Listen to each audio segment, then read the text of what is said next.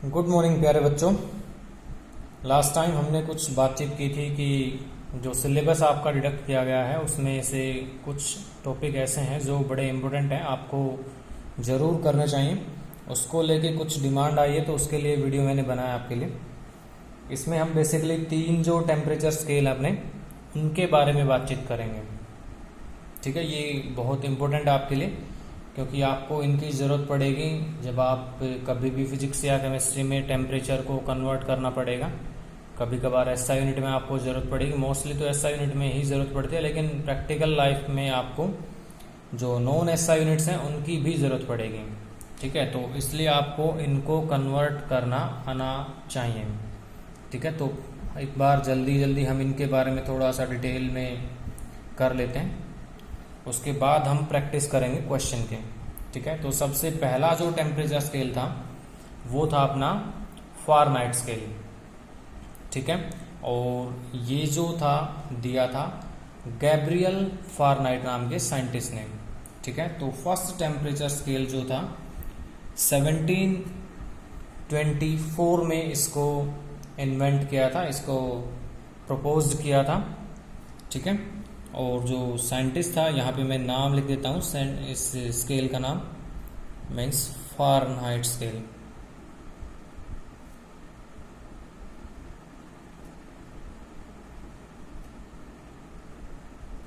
Fahrenheit scale. ठीक है, और ये जो डिस्कवरी या इन्वेंटेड जो भी आप इसको बोलना चाहें, ये था Gabriel Fahrenheit, Daniel Gabriel Fahrenheit. ठीक है, तो मैं पूरा ना लिख के डी फॉर डैनियल,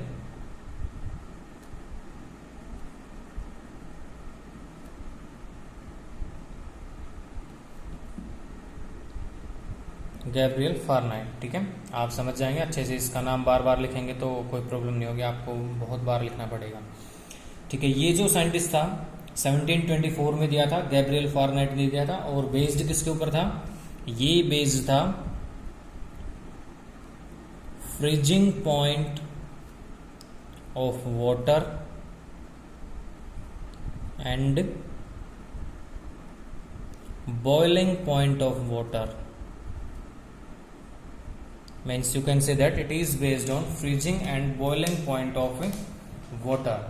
ठीक है, और इसकी जो रेंज थी, ये रेंज को लेके इससे क्वेश्चन बहुत बार पूछा गया है।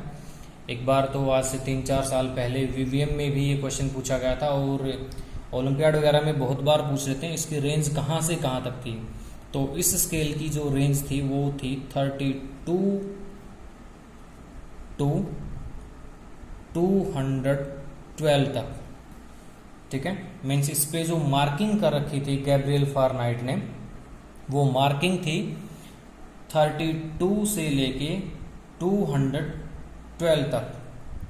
ठीक है, ये उसकी मार्किंग थी। जैसे अपना स्केल होता है 0 से 15 का, या बड़ा स्केल होता है 0 से 30 का, या कोई और किसी ने अपने टाइप से कोई स्केल बनाया, तो ऐसे फर्स्ट जो टेम्परेचर स्केल था that was our Fahrenheit scale, invented और proposed by Daniel Gabriel Fahrenheit, based on freezing point and boiling point of water, और रेंज थी इसकी 32 to 212। क्वेश्चन जो पूछा गया था आज से 3-4 साल पहले, वो ये पूछा गया था टोटल नंबर ऑफ डिवीजन,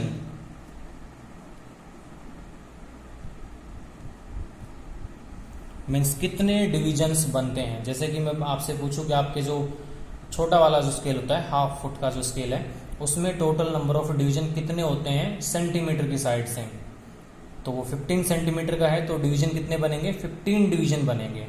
ठीक है, तो ऐसे इसमें कितने डिवीजन बनेंगे? ठीक है, बड़ा सिंपल सा काम है, आप 212 से लेके 32 तक के डिवीजन काउंट करेंगे तो बड़ा सिंपल है। जैसे 15 माइनस हम 0 करते हैं तो 15 डिवीजन पता लगा लेते हैं अपने स्केल के, ऐसे ही आपको 212 माइनस 32 कर देना है। ठीक है, जो आपकी वैल्यू आएगी वो आपका आंसर हो जाएगी। तो ये वैल्यू आपकी आएगी 180। ठीक है, तो आप इसको बिल्कुल याद रखिए, यही क्वेश्चन पूछा गया था जो ओलंपियाड था उसमें, कि total number of divisions in A Fahrenheit scale. तो 180 डिवीजन बने थे। इसका जो सिंबल है, सिंबल होता है इसका डिग्री फारेनहाइट। ठीक है, इसको कैपिटल एफ से डिनोट करेंगे हम। बोलने के लिए क्या बोला जाएगा वो मैंने आपको अभी बोला, डिग्री फ़ारेनहाइट। ठीक है, तो डिग्री फ़ारेनहाइट इसका कंप्लीट नाम है, सिंबल आप देख सकते हैं। तो ये था अपना फर्स्ट स्केल। सेकंड जो स्केल था दैट वाज सेल्सियस स्केल, या फिर इसका दूसरा नाम क्या होता है, सेंटीग्रेड स्केल। ठीक है, दोनों ही नाम सेम है, कंफ्यूज होने की जरूरत नहीं। कभी कभार सेल्सियस मिल जाता है, कभी कभी में आपको सेंटीग्रेड भी मिल जाएगा। तो centigrade Celsius both are same. ये जो स्केल था ये एक स्वीडन का साइंटिस्ट था, स्वीडिश बोलेंगे हम उसको, स्वीडन जो कंट्री है उसका एक साइंटिस्ट था। ठीक है, जिसका नाम था एंड्रेस सेल्सियस। ठीक है, मीन्स गिवन बाय, स्पेलिंग मेरी थोड़ी बहुत आप लोग चेक करते रहना।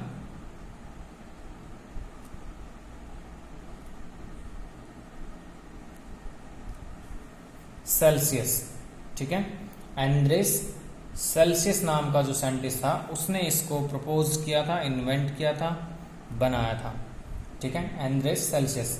ये भी किसके ऊपर बेस्ड था, same boiling point and freezing point of water. आप इसको boiling point and melting point भी बोल सकते हैं, क्योंकि आपको पता होगा मेल्टिंग पॉइंट और फ्रीजिंग पॉइंट दोनों ही सेम होते हैं, कोई फर्क नहीं है इनके अंदर। बस डिपेंड करता है, अगर आप लोग लिक्विड से सॉलिड की तरफ जा रहे हैं तो उस केस में आप इसको क्या बोलेंगे, फ्रीजिंग पॉइंट। अगर आप लोग सॉलिड से लिक्विड की तरफ जा रहे हैं तो ये क्या हो जाएगा, मेल्टिंग पॉइंट। होते दोनों ही सेम है, 0 डिग्री सेल्सियस। चलिए, इसकी रेंज जो थी वो कहां से कहां तक थी, ये थी 0 to 100। ठीक है, 0 से 100 तक इसकी रेंज थी। अगर इसके डिवीजन पूछे जाएं तो आप क्या बताएंगे, डिवीजन इसमें कितने बनेंगे, 100 डिवीजन बनेंगे। ठीक है, इसका जो सिंबल है वो फिर से ऐसे डिग्री सेल्सियस, कैपिटल C। ठीक है, और लिखते टाइम आप लोग वही डिग्री सेंटीग्रेड या डिग्री सेल्सियस, मतलब कि आपका जो डिग्री वर्ड है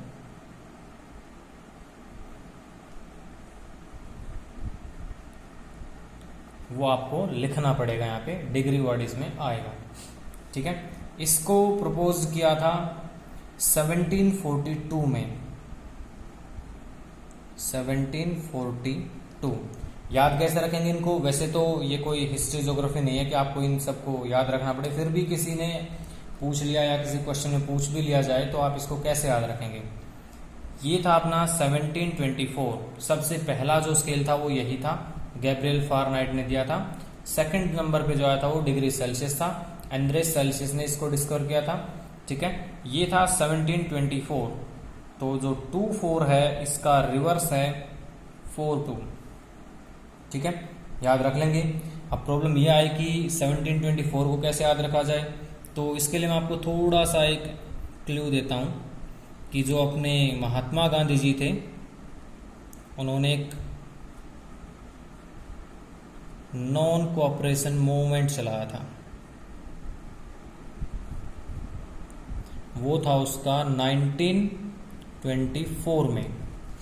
मतलब कि जब अपने यहाँ इंडिया में Gandhi ji non cooperation movement को लेके घूम रहे थे, इधर उधर खादी बना रहे थे।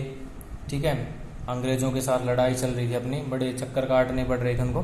तो उससे 200 साल पहले, ठीक है, याद रखिए, जब गांधी जी खादी बनाने के बारे में सोच रहे थे उससे 200 साल पहले गैब्रियल फ़ारेनहाइट ने ये स्केल बना दिया था।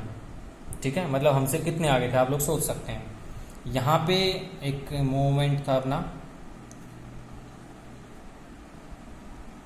क्विट इंडिया, वो था 1942 में।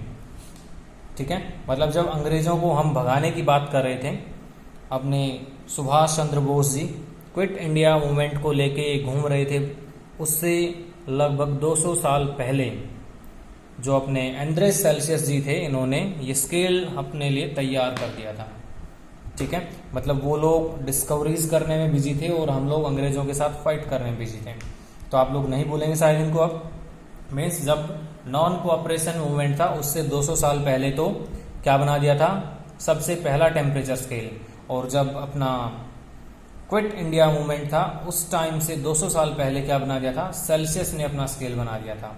ठीक है, बड़ा सिंपल सा काम है। बेस्ड थे फ्रीजिंग पॉइंट और बॉइलिंग पॉइंट के ऊपर, और डिवीजन आप लोग याद रखेंगे, इसमें 180 डिवीजन थे, 32 से लेके 212 तक की इसकी जो रेंज थी, और ये 0 to 100 था।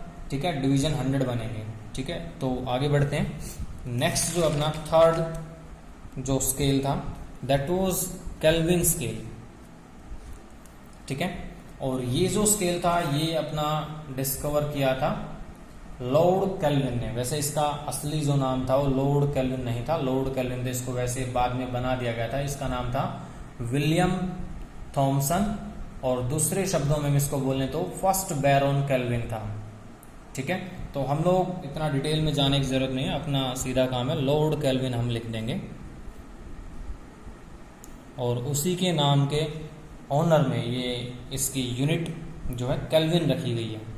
बेस्ड था ये भी सेम जैसे कि पहले वाले दो थे, BP and freezing point of water, same उसी के ऊपर ये भी बेस्ड था। और इसका जो रेंज थी वो रेंज कहाँ से कहाँ तक थी, ये आपकी रेंज थी 273 to 373। ठीक है, जब आप इन तीनों स्केल को एक साथ देखेंगे तो आपको पता चलेगा कि जो 273 था केल्विन का, सेल्सियस का जो 0 था, और फारेनहाइट का जो 32 था, ये बेसिकली सेम चीजें हैं। ठीक है, क्योंकि बेस्ड इसके ऊपर था फ्रीजिंग पॉइंट के ऊपर, ये वैल्यू है फ्रीजिंग पॉइंट ऑफ वाटर की, ये वैल्यू है बॉइलिंग पॉइंट ऑफ वाटर की। ठीक है, तो इसी के ऊपर ये बेस्ड था। ये जो स्केल था ये डिस्कवर हुआ था, काफी लेट डिस्कवर हुआ था 1848 में। इसको कैसे याद रखेंगे अब हम, जब अपने गांधी जी की डेथ हुई थी उससे 100 साल पहले, मीन्स डेथ ऑफ गांधी 1948।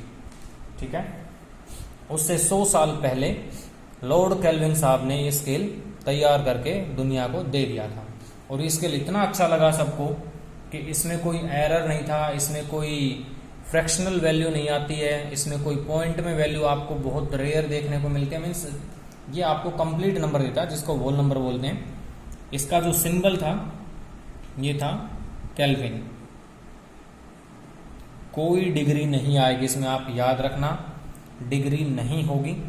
और जैसा कि मैं आपको बता रहा था दुनिया को बड़ा पसंद आया तो इसको क्या बना दिया, फिर उस टाइम पे एसआई यूनिट बना दिया। ठीक है, एसआई यूनिट ऑफ टेम्परेचर।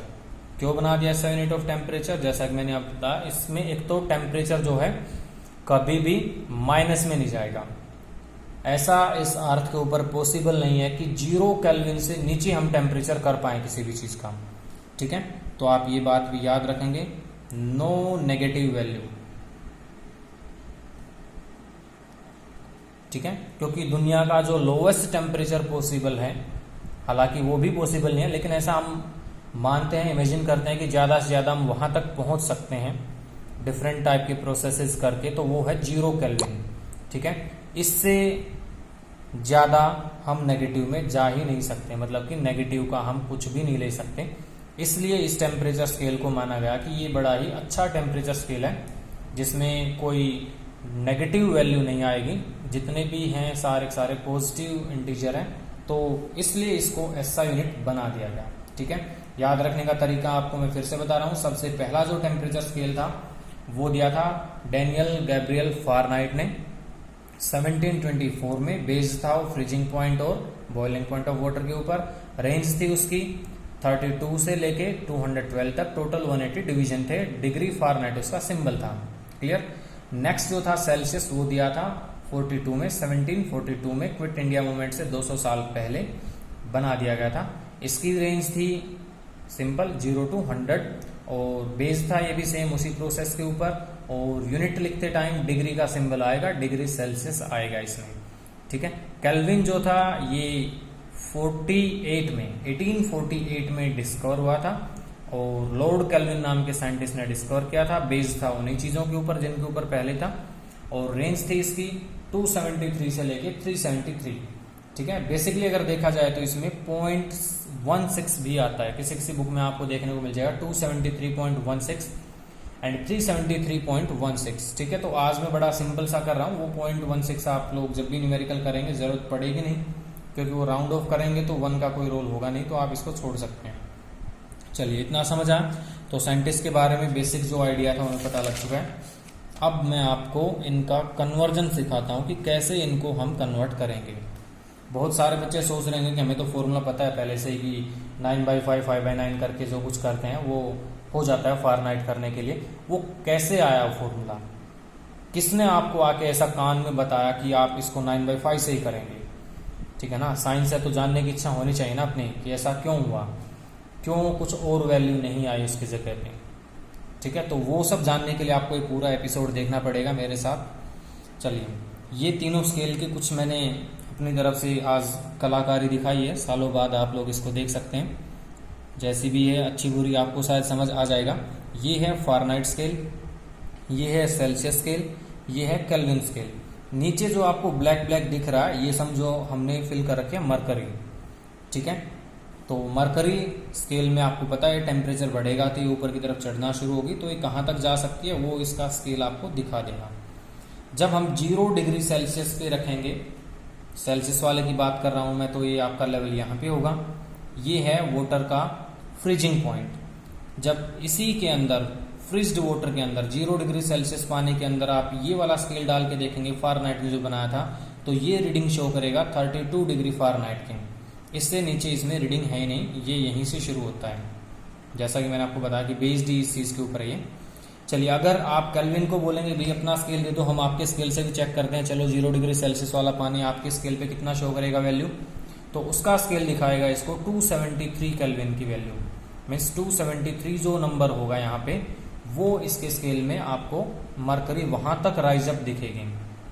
ठीक है, उबलते हुए पानी में डालेंगे आप केल्विन वाले के, तो इसकी मरकरी यहाँ तक जाके रुक जाएगी।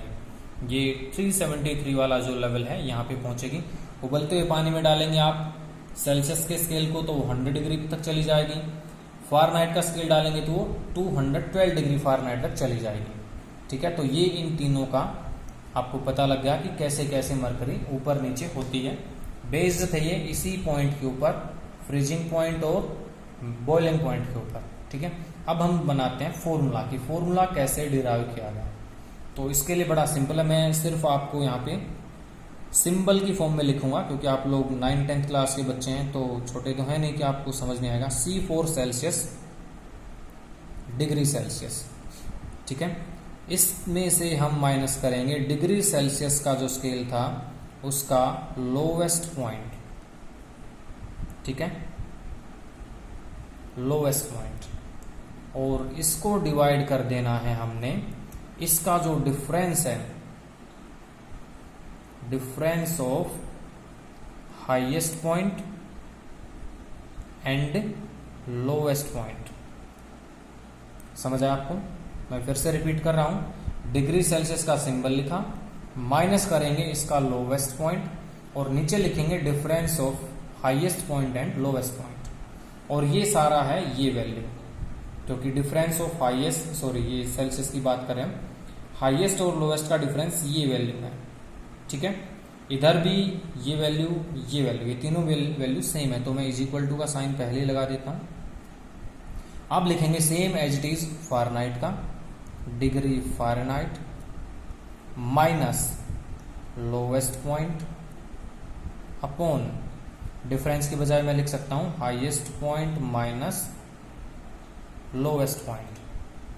ठीक है, और इसके बाद आता है केल्विन का नंबर। केल्विन का नंबर के लिए केल्विन का सिंबल माइनस LP। ठीक है, LP मतलब लोवेस्ट पॉइंट, और नीचे फिर से वही highest point minus lowest point. I think यहां तक किसी को कोई प्रॉब्लम नहीं होगी, सिंपल सा काम है। HP LP क्या होते हैं वो मैं स्टार लगा के लिख देता हूं एक बार, कहीं आप कंफ्यूज रहें। HP means highest point, LP means lowest point of scale से। चलिए अब हम इनकी वैल्यू पुट कर देंगे यहां से, degree Celsius as it is minus lowest point क्या था डिग्री सेल्सियस स्केल का, चेक करो यहाँ पे 0, तो 0 upon HP minus LP, HP highest point 100, LP lowest point 0, तो क्या होगा यहाँ पे 100 माइनस 0, 100 ही आएगा, मुझे पता आप लोग समझदार हैं। चलिए डिग्री फ़ारेनहाइट का symbol as it is degree Fahrenheit minus lowest point क्या है इसका 32,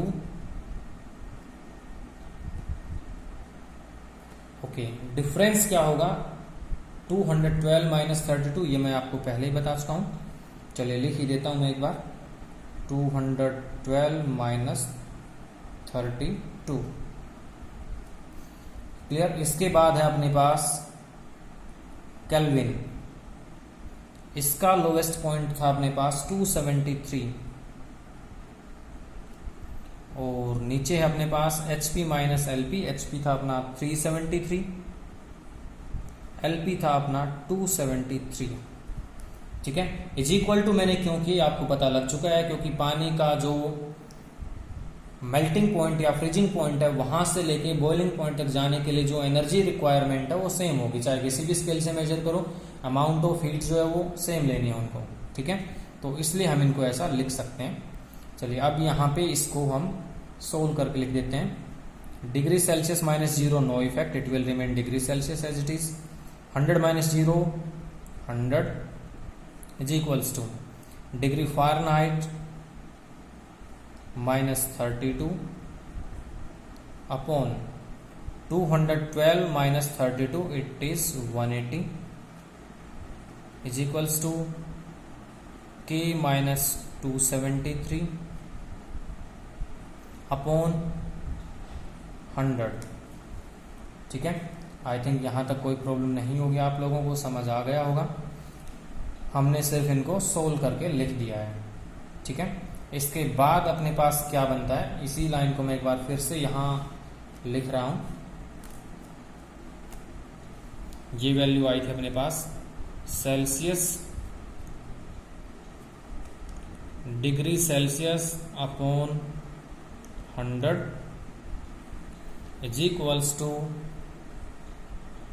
पीछे हमने लिखा था degree Fahrenheit minus 32 upon 180 is equals to K minus 273 upon 100, ये वैल्यू अपने पास एक बन जाती है यहाँ से, ठीक है। अब हमें क्या करना है, इसका एक सिंप्लीफाइड फॉर्म में हम इसको लिख देंगे, मतलब इसको शॉर्ट फॉर्म में लिख देंगे, नीचे वालों का जो कुछ कॉमन होता है वो हम बाहर निकाल के एलिमिनेट कर देते हैं, क्योंकि इज इक्वल टू का साइन है तो वो सब हो जाता है।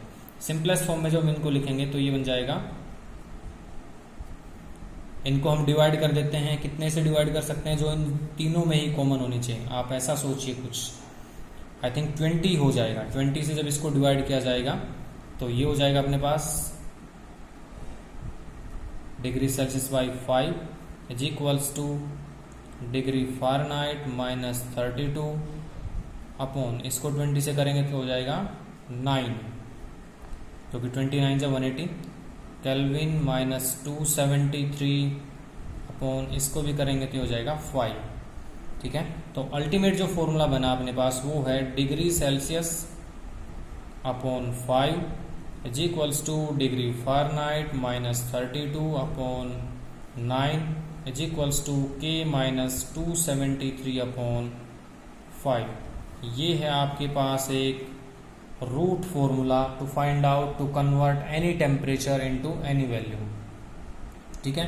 अब यहाँ से आपके टीचर्स ने आपको कुछ ऐसा सिखाया होगा कि भी सेल्सियस से कुछ कन्वर्ट करना है तो क्या करेंगे, तो वो इसी से बना है। अगर आपको सेल्सियस से फ़ारेनहाइट कन्वर्जन करना है तो आप क्या करेंगे, इन दो वैल्यू को ही लिखेंगे, degree Celsius upon 5 is equals to degree Fahrenheit minus 32 upon 9, cross multiply कर देंगे हम, ठीक है, या क्रॉस मल्टीप्लाई भी करने की जरूरत नहीं, डिग्री सेल्सियस को एज इट इज रख लो, चलो कर ही देते हैं। 9 into degree Celsius is equals to 5 into F minus 32, अब हमें तो वैल्यू किसकी चाहिए, सेल्सियस की, तो डिग्री सेल्सियस क्या हो जाएगा 5/9 इंटू F-32, ये वैल्यू अपने पास आ जाएगी। डिग्री सेल्सियस जब हमें कन्वर्ट करना है डिग्री फ़ारेनहाइट से, ठीक है। अगर आपको डिग्री फ़ारेनहाइट बनाना है सेल्सियस से, तो उस टाइम पे भी सिंपल आपको क्या करना पड़ेगा, उस टाइम पे क्या हो जाएगा, ये दो वैल्यू हम फिर से उठाएंगे, ठीक है। C/5 is equals to, means ये तो हुआ Celsius to Fahrenheit to Celsius, C/5 degree Fahrenheit -32/9, ठीक है। क्रॉसिंग कराएंगे, फिर से क्या हो जाएगा यहाँ पे अपने पास 9C इज इक्वल्स टू 5 यहाँ पे डिग्री फ़ारेनहाइट -32, ठीक है। हमें फ़ारेनहाइट चाहिए तो क्या करेंगे, 5 इधर ले आएंगे, 9/5C is equals to degree Fahrenheit -32, ठीक है। सिर्फ हमें डिग्री फ़ारेनहाइट की वैल्यू चाहिए, तो ये क्या हो जाएगा 9/5C, और जो अपने पास 32 था माइनस में इधर जाके क्या हो जाएगा 32 प्लस में। तो इस टाइप से आप इनको सोल्व करेंगे। मेरा मानना ये है कि आप लोग ये सब कुछ ना करें, छोटे बच्चों वाले काम, आप ये फॉर्मूला याद रखें। जो भी आपको वैल्यू गिवन होगी, आपसे जब भी कभी इनको कन्वर्ट कराया जाएगा तो इन तीन में से ऐसा मिलेगा कि इन दो को कन्वर्ट कराएगा तो C और F में से कोई एक वैल्यू गिवन होगी, एक को पुट करो दूसरी आ जाएगी। मैथमेटिकल वर्क आप लोग आराम से सीख चुके हैं, ठीक है। ऐसा इधर है, अगर आपके पास यहाँ पे केल्विन से फ़ारेनहाइट में जाना है तो आप क्या करेंगे, F और K में से कोई एक वैल्यू गिवन होगी, दूसरी आप लोग आराम से फाइंड आउट कर सकते हैं, ठीक है। अब तक आपने जो सीखा अपने टीचर से, उसमें ऐसा होगा कि अगर आपसे कभी ये पूछ लिया जाए कि केल्विन से फ़ारेनहाइट करो, तो आपको क्या करना पड़ता है, पहले फ़ारेनहाइट को सेल्सियस में लेके जाते हैं आप लोग, ठीक है। उसके बाद उसको फिर केल्विन में लेके जाएंगे। मीन्स आपको एक स्टेप एक्स्ट्रा लेना पड़ेगा। किसी ने आपको शायद ये नहीं सिखाया कि डायरेक्ट आप फ़ारेनहाइट से केल्विन में जा सकते हैं, ठीक है। तो अगर आपको ये रिलेशन याद हो गया है, this is the most important. अगर आपको ये रिलेशन याद है तो आपको बार बार C से K में जाने के लिए या F से डायरेक्ट K में जाने के लिए C पे जाने की जरूरत नहीं पड़ेगी। आप डायरेक्ट इसको यूज करेंगे इक्वेशन को, और आप आराम से सारे वैल्यू पुट करके अपना आंसर निकाल सकते हैं, ठीक है। तो पता लग गया आप लोगों को कि क्यों आपके टीचर ने 9/5 इंटू C+32 सिखाया है फ़ारेनहाइट के लिए, ठीक है। ये सारे फॉर्मूले इसी बेसिक रूट से बने हैं, और ये फॉर्मूला कैसे बना है उसके लिए आपको ये याद रखना पड़ेगा। आपको याद रखने की जरूरत जो वो सिर्फ ये है, कोई आपसे डेरिवेशन नहीं पूछने वाला कि चलो डिराइव करके बताओ कि कैसे ये फॉर्मूला बना। आपको ये वैल्यू याद रखनी है, इसके बाद आप आराम से कुछ भी सोल्व कर सकते हैं। कभी कभार ऐसे क्वेश्चन भी पूछे जाते हैं NTSA में कि वो कौन सा टेम्परेचर है जिसके ऊपर फ़ारेनहाइट और केल्विन सेम दिखाएंगे, वो कौन सी वैल्यू है जिसपे सेल्सियस और केल्विन सेम हो जाए या सेल्सियस और फ़ारेनहाइट सेम हो जाए। वो सारी की सारी वैल्यू आप लोग बड़े इजीली निकाल सकते हैं इस इक्वेशन की हेल्प से, ठीक है। इस इक्वेशन में आप लोग वैल्यू पुट करेंगे और आप आराम से सब कुछ निकाल लेंगे, ठीक है। तो आज के लिए ये थ्योरेटिकल पार्ट था अपना, ये खत्म हुआ। एक और वीडियो हम बहुत जल्द लेके आएंगे इसको लेके, उसमें हम सिर्फ और सिर्फ क्वेश्चन प्रैक्टिस करेंगे, खूब सारे न्यूमेरिकल करेंगे, ठीक है। और उसके बाद जब आप न्यूमेरिकल कर लेंगे तो मुझे लगता है आपको कोई प्रॉब्लम रहने वाली है, ठीक है। तो आप लोग इतना काम कर लीजिए। तब तक आज का जो अपना काम था उसका जो समराइजेशन पार्ट है वो सिर्फ ये है, ये समराइजेशन है। बाकी जितनी भी ये राम कथा चली यहाँ पे वो आपके किसी काम की नहीं है, वो सिर्फ आपका एक बेसमेंट डेवलपमेंट के लिए मैंने बताया कि कैसे कैसे क्या क्या हुआ था कब कब, ठीक है। तो वो सारी क्रोनोलॉजी जो होती टेम्परेचर स्केल डिस्कवरी की वो आपको समझ आ चुकी है।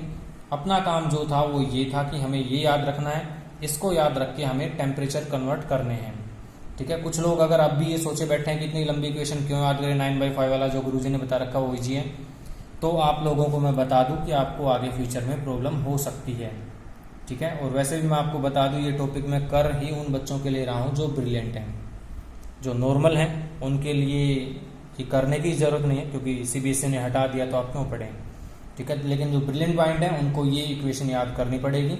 और जो वैल्यू आपको मैं अभी बार बार बता रहा हूँ कि जब भी कभी ऐसा पूछा जाएगा कि वो क्या वैल्यू होते हैं जब सेम आएंगे, तो वो 9/5 या इनसे आने वाला नहीं है, वो आप इन्हीं से सोल्व करेंगे तो आएगा, ठीक है। ठीक है, तो मिलते हैं बहुत जल्द एक नेक्स्ट सेशन में जिसमें खूब सारे दे दनादन न्यूमेरिकल हम करेंगे सोल्व। ठीक है, आपको भी करने होंगे, मैं भी करूँगा, और देखते हैं कितना कुछ हम इसमें एक्सपर्ट हो पाते हैं। ठीक है, तो मिलते हैं बहुत जल्द। Thank you very much.